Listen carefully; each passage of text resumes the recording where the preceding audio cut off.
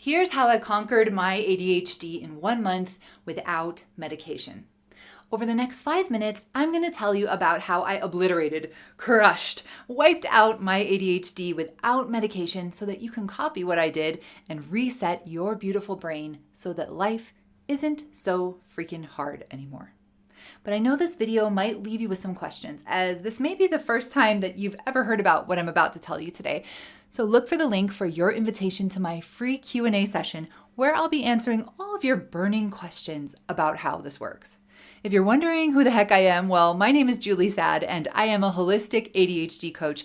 I'm new at this, but I've already helped dozens of people get their ADHD symptoms under control with what I'm about to tell you in this video because it works so well. So let me tell you about the method I used to decimate my ADHD. It's time for a story. So I had struggled with my ADHD my entire life, for as long as I could remember. In my case, the symptom that gave me the most trouble was my procrastination. I seemed to have this magical talent for always putting things off until the last minute, whether it was homework, work, whatever.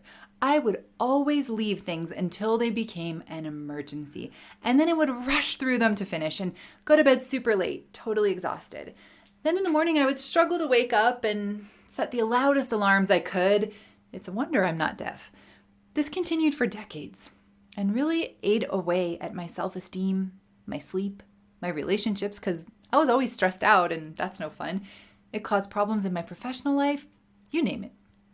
Oh, and wherever I lived was usually an absolute pigsty, as I would wait until it was a disaster before cleaning. Really not a good scene. Of course, I blamed myself for all of this. I said to myself, I'm lazy, I'm spoiled, I'm undisciplined. I would beat myself up mentally over and over, saying to myself, why can't you just sit down and get started? But what was really going on was ADHD. Fast forward to 2022 and I'm working as an online English teacher. I can get to my classes on time, but every Sunday is just absolute torture because I simply cannot sit down and do my weekly lesson planning. I get up in the morning, I say I'm going to do it, but every week, without fail, something happens and I find myself doing literally everything except lesson planning until it's sunset and the stress and panic start to kick in and I plan my lessons, go to bed later than normal, feeling like I wasted most of the day. Man, I could have gone out. I could have spent time with friends or watched a movie with my husband or just, God forbid, relaxed. But no, I spent the whole day trying to start work, yelling at myself in my head to just get started and not doing the thing.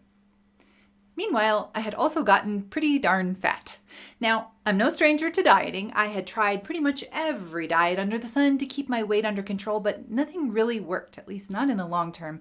I was always hungry. In my head, I ate healthy food, but in reality, I was hitting the sweets pretty hard and I had a special place in my heart for bread. Then one day, I think it popped up on my YouTube feed, I learned all about the ketogenic diet and I said, hey, let's try it and see if I lose some weight. And wow, I did. The weight just flew off. I lost exactly 50 pounds in just over 3 months and I started wearing crop tops all over the place. And it was great to lose weight and finally have the body I wanted. But something else happened that was even cooler. A few weeks after beginning keto, one Sunday I woke up early, made some coffee, and proceeded to unceremoniously sit at my computer and bang out all of my lesson planning in just 3 hours. I looked at the clock. It was 10 a.m. What the actual? This was the first time that this had happened to me in my life. This was the first time I'd ever been able to do something when I wanted to, without this huge song and dance of procrastination and waiting for the stress to build up and finally propel me forward. Okay, I thought that was a fluke. That won't happen again. But the next Sunday it did. I got up and I was able to stick to my work plan for the day. And it happened again and again and again, and it continues to happen to this day. Now, I'm not perfect. I haven't become this distraction-proof robot who never wastes a moment. No.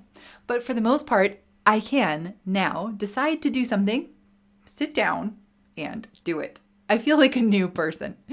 So how did I conquer my ADHD in 1 month without medication? Simply by harnessing the power of food.